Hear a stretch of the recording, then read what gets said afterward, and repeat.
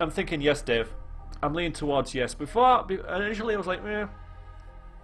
But that was one of the first sort of major differences I noticed with working in a sci-fi setting as opposed to fantasy.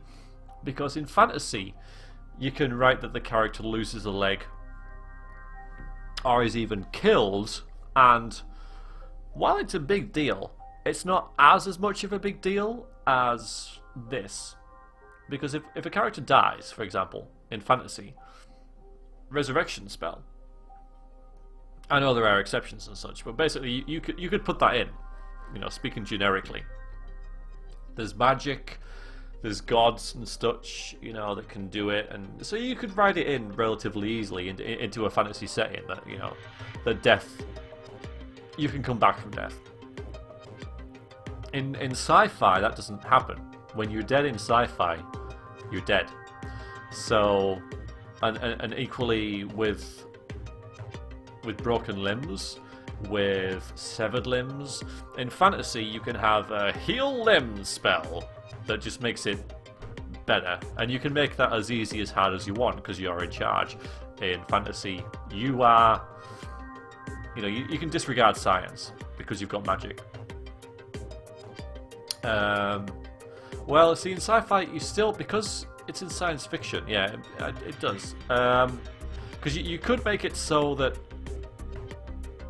say with the broken arm, you can put the healing apparatus like over it. You can just scan the arm, and the arm is fixed.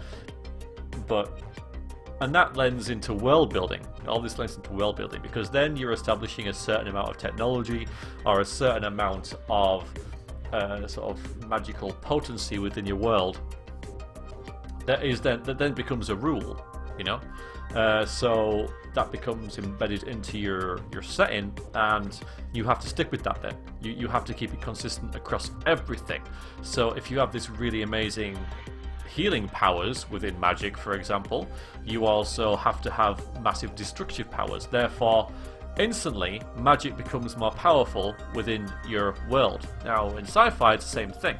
If you make this device that can heal an arm instantly, technology has advanced quite a lot in your world, so therefore all the weapons are going to be more deadly, and you're going to have like vehicles and technology and basically just all this stuff that that will have advanced along with that. It won't just be this one particular field that the world's advanced in, because you know, it's got to be like a global thing. So that's why the rules of and the limitations of what you're working with are kind of important. So in this, while you can heal things with these first aid kits and such, there's a limit to them, I think.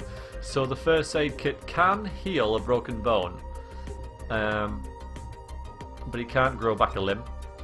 So in answer to your question, do I want there to be artificial limbs and such?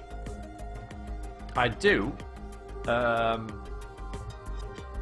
when you go into artificial limbs, you then have to think about how effective are they, how easily are they to obtain, how much do they cost, and again, it all goes into world building and establishing rules for your setting, which I think is really, really neat.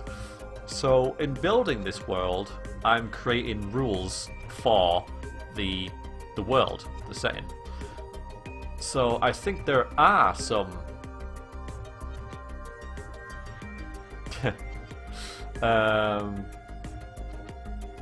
prosthetics, and some of them are really good. I think some of them are going to be quite crude, possibly more or less like we have now, and you know, relatively speaking, I guess they are quite crude, even though they're amazing compared to what we had. I think compared to what we can do, but I think that in this world there are some amazing sort of technical advantages like that.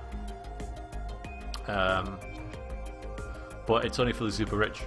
So again, we've established rules.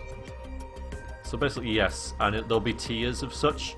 As this is really unlikely to happen, I mean, we're talking